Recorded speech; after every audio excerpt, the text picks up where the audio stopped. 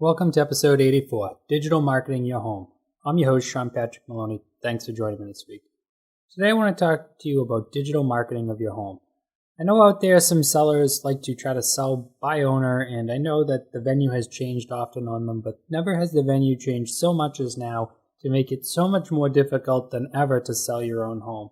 Why is that? Because the digital marketing era is here, and with COVID-19 and other things around, people are less likely to come out based on your digital marketing itself.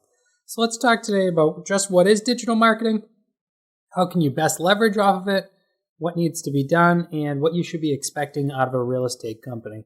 Here at Movementum Realty, we like to think we have superior digital marketing. We like to hire the best professionals at each section of the job, and we really like to get your house the most impressions possible. So today I'm going to tell you about how we do it, what we expect of people, and what the future is for selling real estate in the current marketplace. Now remember, while COVID-19 is currently happening and being blamed for a lot of things, this didn't necessarily happen because of COVID-19. It just rapidly accelerated the need, and it brought it to the forefront of our attention now that we notice what's going on and how we're doing it wrong.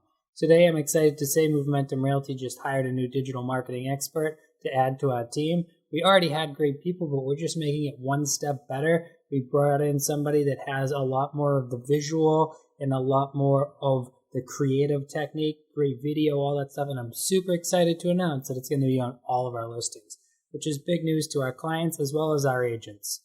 Now let's talk about just what is digital marketing. Digital marketing is any marketing that goes on a digital platform, whether it be social media, digital billboards, digital anything, which means basically it lights up. It's got a backdrop. It's able to do a lot of things. We're able to use video. We're able to use photo. We're able to use text. We're able to use sound. We're able to use a lot of different medias to get at the person.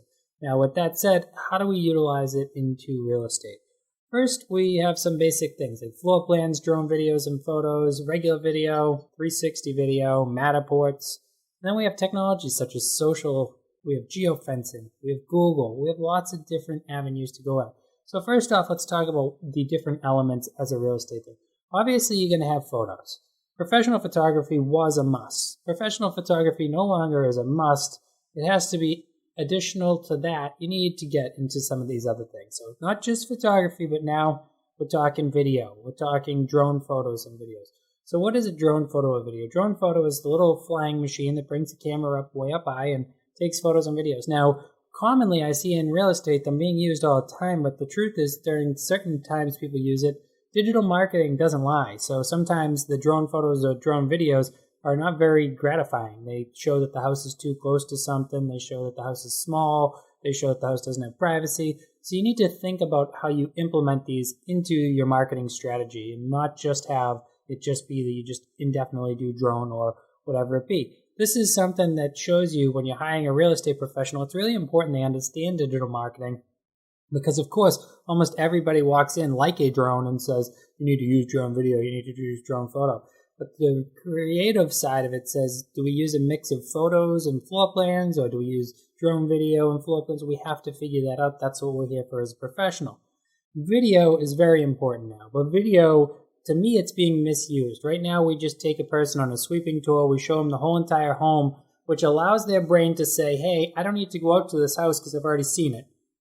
This is severely dangerous. This means that we're getting less showings for people that would have been slightly interested or maybe interested in the past. Now they're a straight no based on our video. When we allude more in the video, we show rough outlines and we show panning videos and we go through the home showing some cool features. We're more likely to attract somebody to come in. So again, that's why here at Movementum, we always do professional video and we try to hire the best people possible because when we do that, that person takes the video and brings it to that next level and attracts in the client. Now let's talk about 360. What is 360? So 360 and Matterport are pretty close to each other. 360 are cameras that take a 360-degree photo, where a Matterport basically takes a 360-degree photo and then turns the house into a virtual dollhouse. You can spin around, go into rooms, and walk all over. While these are great technologies, they're again not for everybody, because I can be honest with you, when we go to photograph a lot of houses, people aren't all the way ready. They don't have maybe the baby stuff all put away, all these different things that happen in real life. So that's why we usually take a photo in one direction, then the other direction, so we can move the mess, so we can stage the photo and not stage the life completely.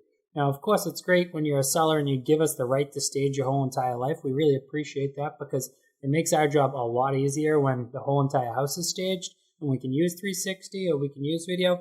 But there's also other things that are outside our control that can go wrong during this. One of the things that can happen during this is we can have like a neighboring property that's too close that may look like it gives us very little privacy. We could have a highway in the background. We could have an ugly fence. We could have a lot of different things in the property that maybe we would have chose not to put that photo up online because we knew if we drew them in to the original house, they would have liked it in the long run. They just ruled it out way too early by thinking digital marketing got them through the entire home. And that's, again, there's a difference between just seeing something and seeing a teaser. If you see the whole entire thing, you're not as likely, and that's why movies make trailers. That's why there's a lot of different things in the world.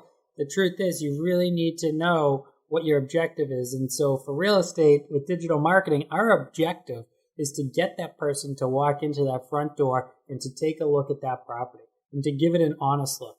Giving too much can exclude from this, but I would say for a standard menu item, floor plans are a must nowadays with measurements, as well as standard photography, which is professional grade, but regular photography, absolute must. Video, most often a must. Drone, possible, maybe not. 360 and Matterport, really depends on the situations, but a lot of times does the place misjustice and kind of ruins things. So let's talk about where we're putting them. So social media is a big part of it. Now, people say social media and they generalize, meaning Facebook, Instagram, Twitter, LinkedIn, and a few others. Social media is actually a very large world, and knowing the demographic and the thing that is most likely to sell the home, getting it to the correct social media page is the work of a social media expert. It's not the work of just a person. So that's, again, why selling for sale by owner and trying to go out there, unless you're a complete expert at all these subjects, I'm not sure why you would try to play in a field that has professionals. You certainly wouldn't want to do your own surgery. You certainly wouldn't want to fly your own plane. So why do you want to take the most expensive transaction in your life and run the whole entire thing? I guess if you're an expert at that stuff, do it. But again, understanding social media is huge. Geofencing. It's a word that most people aren't even aware of, yet it happens to them all the time. Geofencing is when a company sets up parameters of an area so that if a cell phone enters that area, they're going to advertise to them. Why do people do this? To find the areas that are most likely for somebody to convert into buying or selling the product you need, which in this case happens to be selling your home. So by geofencing, we can say, okay, for everyone in southeastern Massachusetts that's looking at houses for sale, we would like them to get this house.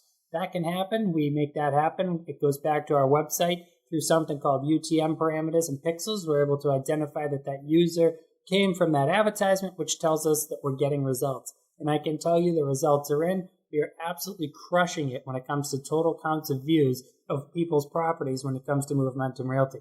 We take the internet side serious, starting off an IT company, not because of COVID, but because we've always been this way. And now with COVID, people are starting to realize and starting to see it really matters that people understand digital if they're going to be doing the digital for you.